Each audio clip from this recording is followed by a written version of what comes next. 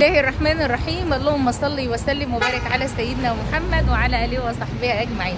ازيكم حبايبي، عاملين ايه؟ يا رب تكونوا كويسين وفي احسن الاحوال. طبعا احنا فين؟ احنا في المنصوره. شارع ايه؟ سامية الجمل. شارع سامية الجمل. اولاد الجمل. اولاد الجمل. هو اسمه سامية الجمل ليه؟ لأن اول حد بنى هنا. لا اراضيهم اراضيهم الجمل. الجمل بتوع بلدنا؟ تبعهم. لكم ورث هنا في المنصوره اهو. طبعا حبايب قلبي زي ما انتم عارفين ان انا رايحه اجدد الحمام، على طول مركزه على المطبخ. رايحه اجدد الحمام. طبعا انا قلت في الفيديو ان احنا هنجيب ايه؟ هنجيب بديل الرخام. ناس كتير عايزه اشرح لكم الحته دي قبل ما نروح نشوف الدنيا فيها ايه. انا قلت اعمل مقدمه في العربيه، ابو محمد يقول لي كل مره تعمل في العربيه الدنيا تبقى هيصه حواليها الوقت. طبعا حبايب قلبي، طبعا انا رايحه اجيب بديل الرخام دلوقتي للحمام. ناس كتير من المتابعين وافقوني وناس كتير من المتابعين ما وافقونيش. طيب انا هقول لكم وجهه النظر بتاعتي ليه انا هجيب بديل الرخام.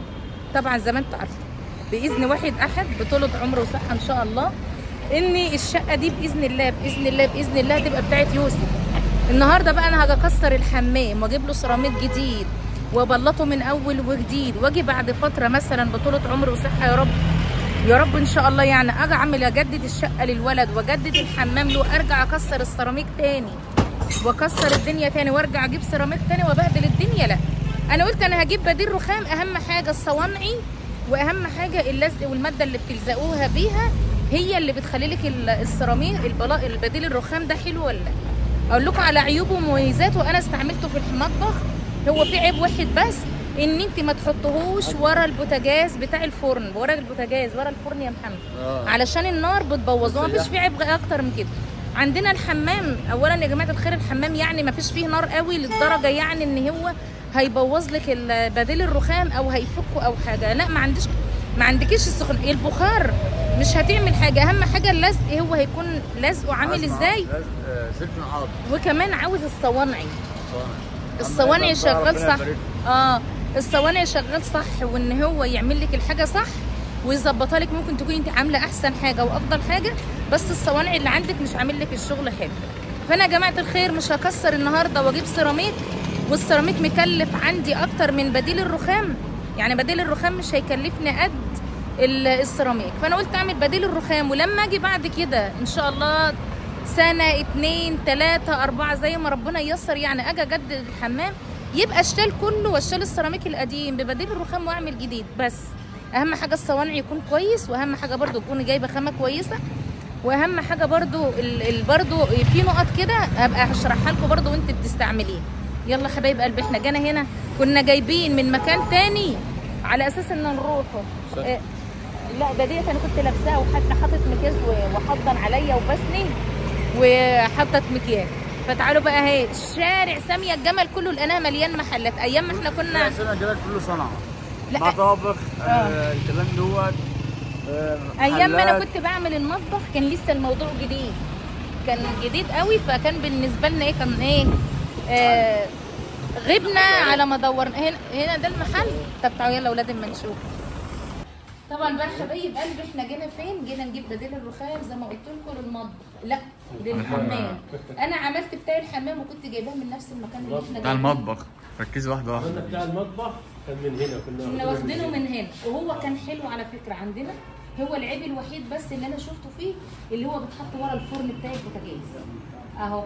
فعلى فكره انتوا كل مره سالتوني يا زاهيه لما نزلناه ما عندناش بقى، لازم يبقى 10 سم. لا هو بقى الفرن كده. فكتير لما انا ركبته في المطبخ انا ما شفتش فيه عيوب خالص الا العيب اللي ورا البوتاجاز. تمام. هو الفرن علشان صح لازم يكون بعيد عن الحيطه ب 10 سم. دلوقتي هم قالوا على العنوان، احنا هنقول لكم على العنوان في اخر الفيديو. دلوقتي انا هجيب ده للحمام. ناس كتير خوفتني من ان انا احطه في الحمام. هل بقى اقول له عيوبه ايه ومميزاته ايه في الحمام علشان الناس طالباه برضه؟ اللي عيوبه لو هم اشتروا النوعيه اللي ورا حضرتك التانيه، الركعه الخامه. يعني تعالى بس هو مش هيجيب وشك. لا ما شد ده كده، شد ده كده. النوعيه دي لا تصلح في الحمام. خفيفه يعني؟ لا ولا خفيفه، نفس الشيء بتاعته. هل فيها ماده يعني؟ طبقه الحمايه هنا ضعيفه، ما فيش طبقه حمايه. هنا في طبقه حمايه. هنا دي طبقه الحمايه، هنا نسبه الاحتكاك والحمايه موجوده، دي مش موجوده. ده بيو في، ده بدون يو في. ده ينفع الحمام ده؟ لا. ينفع المطابخ. بس انت اصلا ولا معاك مطابخ ولا مطابخ ولا مطابخ ولا حمام. ديكورات بس. ديكورات بس. زي ورا الشاشه كده. طيب في ناس بتخوفني تقول لي الماسوره بتاعت السخان بتوصل السخونيه دي توصل لها سخونيه؟ ما احنا حتى كان الميه مش عازل. النبي تشرح الكلام ده احسن جالي تعليقات كتير لما انا قلت لهم انا هعمل الحمام بديل رخام، قالوا لي ازاي هتعمليه بديل رخام والسخان شغال. احنا بقى لنا 5 سنين بنركب. مفيش شكاوي جت منه الا في حاله واحده بس. لو هم اختاروا اللي هي الخامه اللي مش حلوه جابوا اليو في وركبوها. احنا بنحذر، احنا قبل ما تيجي اي حد بننصحه بنقول له ده يصلح للحمام والمطبخ وده لا يصلح. خلي بالك انا كنت خايف كده برضه. يعني المشكله كلها تعتبر في الخامه بس مش اكتر. احنا نركبه في الحمام عشان برضه الميه والرطوبه. لا مفيش البخار بتاع ضد الميه ضد الرطوبه. انا يعني احنا بدانا فيه بقى لنا 5 سنين. يعني من اول واحد اشترى مننا من 5 سنين انا على تواصل بيه لغايه دلوقتي عشان عايز اعرف عمره كام لغايه دلوقتي. يعني الحاجات دي كلها جديده بالنسبه لنا. عمرها كام؟ 5 سنين 6 سنين. العمر الافتراضي بتاعها احنا لغايه اللحظه دي ما حدش قال على ما حدش اشتكى اذا خد الاصلي اللي هو بطبقه يو في. يمكن مش عاوز ما اشتكاش عشان مش عارف الالوان تاني. لا هو بيقول لك احنا بنتواصل معاه اهو. لا انا على بحب فكره اتواصل واسال واطمن واروح اخد تصوير شغل ساعات اروح اصور بنفسي. وده ميزه منه برضه، عارف ليه؟ لان ده شغل. لو طلع وحش اكيد انا مش هاخد منه تاني، وهو دي شغلته فلازم يعرف هي المكسب ان حضرتك تفضل دايم عندي، تفضل دايم عشان خدنا المطبخ هنا تاني. فلو انا كنت مثلا غير امين في كلامي او انا اديت حاجه مش مظبوطه استحاله حد هيرجع لي تاني. طيب ايه السبب ان هو بيخليه يفك مثلا بقى؟ يفك السيليكون. لو السيليكون مش مظبوط. لو السيليكون ان هو مش حلو. مش حلو او سيليكون قليل يعني مش حاطط له ماده كتير. السيليكون العظم افضل. طبعا. الاكريليك لا. هو يعني في ناس بتركب اكريليك بس انا برضو انصح واقول لا سيليكون العظم. سيليكون العظم هو فعلا احلى حاجه سيليكون العظم. وسيليكون العظم انواع. في انا بقول في درجه اولى في درجه ثانيه. طب ولا رطوبه ولا اي حاجه ولا اي شيء. طيب دلوقتي احنا هنلزقه على البلاط على السيراميك. على السيراميك. وما ينفعش نخربشه ولا اي حاجه. هو لو ناعم زياده عن اللزوم لا ما هوش ناعم. لو الطبيعي السيراميك الطبيعي عادي اللي هو طبيعي او في نقش اصلا. وفي حاجه فيها في نقش وكلام. خلاص يبقى مفيش مشاكل. يعني نتوكل على الله. يعني ده موجود منه دلوقتي؟ هنعرف دلوقتي العدد هبص عليه. طيب يعني ده طيب والخربشه والكلام ده انا عامه انا بكلمكم انتوا سالتوني انا استعملته في المطبخ وسالتوني عليه انا ما شفتش فيه اي عيب خالص عندي الا العيب اللي ورا البوتاجاز من السخونيه. السقف ده انا شاكه ان هو ما اتلزقش حلو. اولا لان احنا لما كنا واخدينه من عندك وجانا نشتغل فيه كان اول يوم اركبه والدتي توفت. الله يرحمها. يعني انا حافظاه يعني. والله وعمري ما هنساها ابدا. كان يوم 28 واحد. لسه الاستاذ اللي كان بيلزقه اول لوح. فيمكن برضو احنا اتلبخنا في الايام دي وما ركزناش معاه برضو وهو بيشغله. لا هو مفترض يعني هو يعني الطبيعي ان هو بيشتغل حيطان بس. لا هو بالسقف بقى يعني احنا يومها انت اللي جبت لنا اللي بيركبه. لا اللي بيركبه ده مثلا ممكن اذكر لك اسمه في الفيديو انا واثق فيه. لا كان اسمه ايه؟ خلاص احنا هناخد ده عندنا ينفع للحمام. طيب هو كام لوحه؟ هناخد ان شاء الله 9. طيب اديله بس بص على التليفون. ماشي. بس ده اللي هيمشي. ايوه هيمشي. وفي ابيض. عشان الخوف. نمشي مع البلاطه اللي احنا جايبينها الارضيه برضه. البلاطه كمان اللي احنا جايبينها ده الارضيه قريبه بنفس اللون. دي من السفر شويه. ايوه هي هتمشي والتشبيح هتمشي بس يا رب يكون فيه اللمعه. لا في ما هو اللزقه اللي عليه شيليها. هي اللي بتعمل كده. كل ما الاضاءه عندك كويسه. ايوه. هنغير لها لمبتين بقى. احنا اللمبه بتاعتها فين من يوم ما تركب؟ هي لمبه واحده اللي في الحمام. نكبرها بقى. كشاف بقى. ده كشاف اللي هو زي اللي في الحمام اللي بتلزق. ايوه قول يا رب ان شاء الله. ما انا غيرت من مراتك بقى فلازم اعمل الحمام بتاعي جديد. اصل احنا عاملين بدل ركاب. ده علم. هم اصلا شافوا الحمام بتاعك. يا عم ربنا ينتقم منهم. احنا طول عمرنا بنجدد وبنظبط، والحمام اظن انا وريتكم العيوب الكتير اللي كانت فيه، مكن المجوله، مكن الحوض، مش عارفه ايه، كان لازم يتعالج من زمان. اصلا في السباكه وانا زهقت انا معمول لك مكان، واحنا لما جينا نحط حاجه ما انا قلت له شرحت له عشان بس ما في حاجات مختلفه. طبعا احنا خلصنا يا جماعه الخير، احنا هناخد اللون ده، لان طبعا ايه انا جايبه الحوض، يعني هتشوفوا تغيير في الحمام. في الحمام حلو. عنده هنا بقى برضه يا اولاد بديل الخشب، بديل الخشب اهو، وعنده كمان بديل الرخام لازم. ده محمد اهو، زي اللي كنا زي اللي زمان شفت اللي هو البتاع اللي هو عامل زي الحجر ده، كنا بنجيبه ونخش اللزقه بتاعته ونحطها اهي. دي بديل، بس طبعا دي بقى هيبقى سعرها مختلف خالص عن شفت دي اللون دي؟ شفت اللون دي؟ دي لزق لزق. دي خشب، دي بديل برضه. دي بديل. دي زي الشبورد. ها؟ شبورد وحاجات من دي. دي زي اللي انت كنت اللي هو عاملها. الشاشة. دي زي اللي انت عاملها نفس اللون اللي عندك. قريبة منها. صح؟ اللي هي بتاع الشاشه. وبديل الرخام، بديل الخشب، انا مانيش مركزه خالص في والله. دي بديل الخشب، دي احنا كنا جايبينه برضه للشاشة تحت. للشاشه وللحمام اللي فوق. ولا على السطح. صح؟ الحمام اللي على السطح نفس اللون ده اهو. نفس اللون ده اهو. بديل الخشب ده كنا لان احنا عاملين الحمام اللي فوق الموتيل، وعلشان نغير اللون يبقى شكل الخشب اللي محطوط على السطح المظله بتاعتها، جايبين البديل ده زي ما انتم شايفين في كل الالوان كمان. وعلى فكره الالوان دي هاديه دي، بتعمل زي ما يكون معمول بقماش. وشايفين برده بديل الخشب ده برده هو ليه شكل تضليع وشكل الوان وحاجات من دي. ايوه، دي هنا تحس ان هو خشب صح؟ اهو يعني بقول لكم ضد الميه وضد الرطوبه وكل حاجه، بس في والاسعار بقى طبعا الاسعار ما بنتكلمش فيها، الاسعار دي بتبقى مع صاحب المحل اهو. ودي هنا عنده النوعيات يا ولاد اهو. تلاقي يا محمد هو هيجي لنا هيقول لنا بقى ايه. العود عندنا بيبتدي من 140. العود اللي هو ده كده بيبدا من 240 140 والله خير. اللي فيها البتاع ده شكلها حلو، اللي هي فيها اللمبه دي حلوه، كشفتها جميل. الابدون. ها حلو والله جميل. لما نيجي بقى هغير ما انا واخده منه برضو اللي هي بتاعت الشاش. واخدين كل حاجه من هنا، واخدين بديل المطبخ من هنا، والشاشه جايبينها من هنا، وبديل الخشب جايبينه من هنا، وبديل الخشب برضو بتاع الحمام جايبينه من هنا. مع الصاد. والخشب برضو اللي احنا جايبين، كان عاملها هو اللي جايب الخشب ودهنه صح؟ لا هو عنده هنا كل حاجه. دي ايه بقى؟ وعنده شوف الزويان ده برضه. احنا مش هنعوز زويان يا عبدو. زوي. هنعوزها لونها ايه بقى؟ ذهبي ولا بني؟ هنعوزها ذهبي. بنجيبها خشب كده اهو. نجيبها زي دي؟ مش كده. نجيبها زي دي؟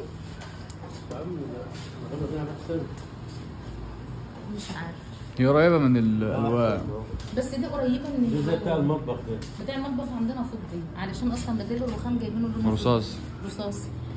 طب يعني ده هيمشي مع الذهبي ولا هيمشي مع اللون الخشب؟ لا يمشي مع الخشب.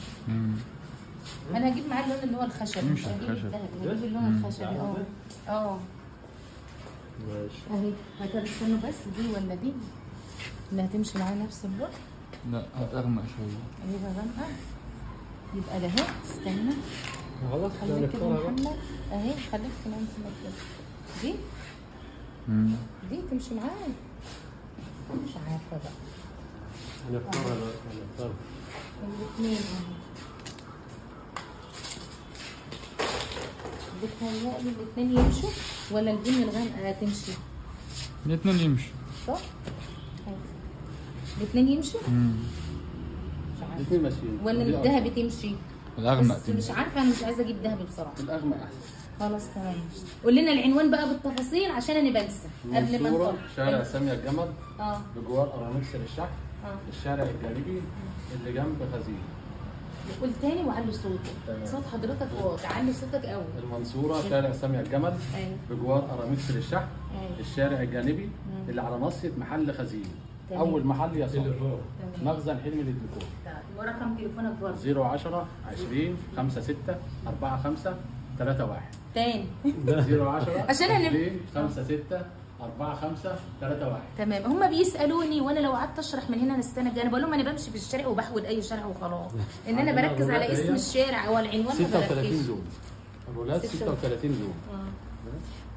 ده من النوع اللي هو بيتلزق لوحده. الاسعار مش هنتكلم فيها عشان ما نحرقهاش لا على لا النت، لكن الاسعار عندنا عندي جمله وعندي قطاعي. ايوه. وعندنا كميات يعني ما شاء الله. والخشب ال 20 سم عندنا موجود. بي اس ضد الميه وضد الرطوبه، طول 290. عندنا خشب المستورد 17 سم و20. عندنا خشب المصري كل ده والله ده اسعار جمله 17 سم برضه بطول 290. عندنا اسعار يعني مش هنتكلم فيها على اللايف، بس يعني هتكون مفاجآت ان شاء الله لما حد يجي ينورنا. ان شاء الله. بيسالون اهو، جبت لكم العنوان وجبت لكم المميزات وجبت لكم العيوب وجبت لكم كل حاجه. يا زي المطبخ حلو، هو بالنسبه لي حلو وزي العسل وبيتغسل وبيبقى زي الفل.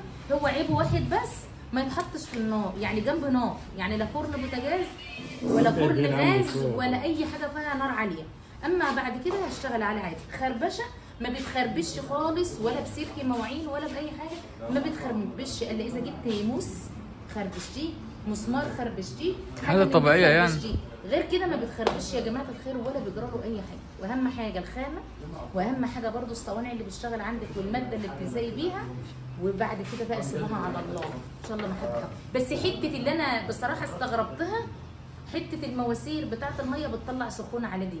ازاي المواسير؟ ده المواسير السباكه اصلا بتطلع ميه سخونه فعلا، بتطلع ميه في الحنفيه. بس بتخلي الجدار سخن، بتسخن مكن البتاع فعلا. مش هتعمل حاجه. لا يعني مش حاجه. المواسير اصلا يا قلب امك السباك بيبقى عاملها فاحر لها في انا الحيطه فاهمك ماشي. انت هو الموضوع سهل واحنا بنبلطها. الموضوع صح.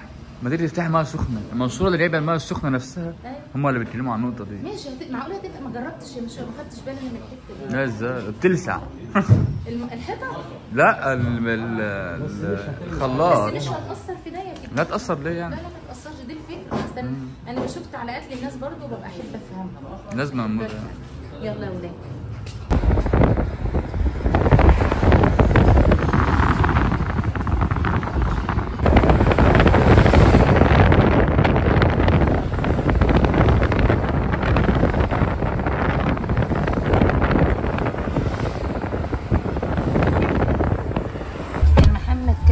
بقى ولاد جاب لنا جوافيه كده من غير غسيل. والله ايه يعني من غير غسيل؟ من غير غسيل. الله اقسم بالله عسل نحل. عسل نحل. جوافيه سكر. انا هعدلها اقل من ايه؟ سكر. سابنا هنا على ما جاب جوافيه وكده. مسكره جامد. هات لنا منها كمان. بتفكرني بالجامع، بتفكرني بايام الجمع القطن، بتفكرني اقسم بالله. راح بقى كمان هجيب خروب. ابني مدمن خروب يا ولاد.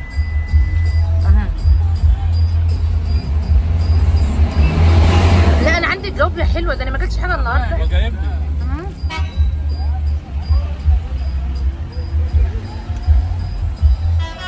محمد بتحب الخروب ايه؟ الله. اديلهم بقى كده. شفت الجوافيه اللي كلها لحمه ما فيش فيها بذر؟ هي دي.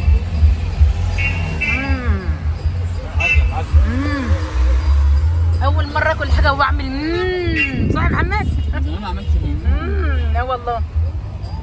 موسم الجوافيه طبعا احنا كنا زمان لما كنا نسرح نجمع القطن في الغيط يا ولاد. كانوا يجيبوا لنا الغدا، طبعا كانوا بيعملوا الغدا بقى اللي موجود، وفي الاخر كده يجيبوا لنا يا بلح اسمر يجيبوا لنا جوافيه. الجوافيه دي بقى بتفكرني بعسل عسل عسل عسل. الله. وحبه خروب ايه بقى؟ ألاجا مزيكا.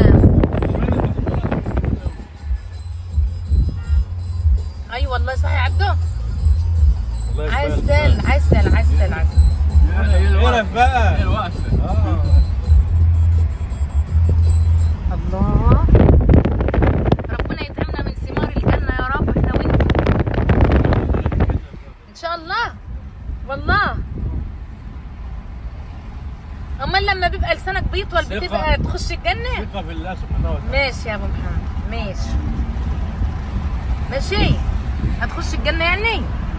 كلنا هنخش الجنه، بس لسانتنا هتبقى بره. لساننا هيبقى بره. والله العظيم احنا ما بنغلطش في حاجه. والله ولا بنذم في حاجه. دي الحاجه الوحيده اللي سبحان الله ربنا ما بيغفرهاش، العبد لازم هو اللي يغفرها. اي والله. واحنا كده الحمد لله ما بنجيبش سيره حاجه. يلا يابا الحمد لله. بس بتشتمني. ها؟ بتشتمني. انا بشتمك؟ راكب ابوك يا محمد. لا والله، لا والله يا ولاد ابو محمد محترم على الاخر، الله يبارك له والله. ماشي يا شباب، لف يا حس.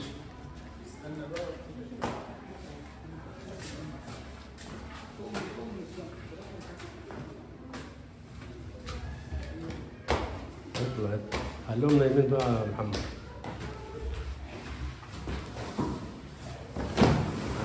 خد عليه بقى. خد كمان. لف بروح عشان تيجي معايا. يا الشجرة لا شيء. تعال معايا كده.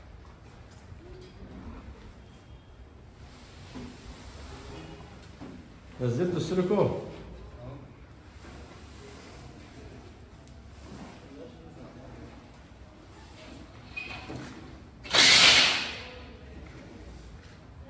لونه مقرب اللي فوق يا محمد. ارجع ورا عاوز.